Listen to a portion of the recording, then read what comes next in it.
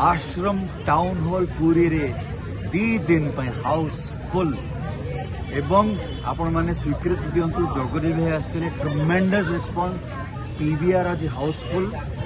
मु फिल्म न थाई कि भी मु फिल्म प्रमोशन करछि because I love the film आ मोर से हम राइजिंग स्टार सौम्य एवं ब्यूटीफुल चौधरीका चांद तनुश्री जहाँ आखि बेसी कोई अभिनय मो भाग्य इमान दिन मो संगे अच्छा please see the film so that आप जानवे निछक Odia film with a message कौन brilliant performance by you all तुम फैंस मन कौन कह आश्रम आज रिलीज होती पूरी टाउन हॉल में समस्त को बहुत बहुत धन्यवाद एते मात्रा आसिकी आपण फिल्म को देखी भल पाइबा देछंती आ स्पेशल थैंक्स टू बुधारित से हमको एते किछि करछंती हमें सब दिन पे तांग पाखरे चिरकृतज्ञ स्पेशल स्क्रीनिंग प्रीमियर जहां है सब प्रमोशंस रे टीम आसुची तांका सहित सार भी आसुचंती आपण मान को भी अनुरोध प्लीज आसी देख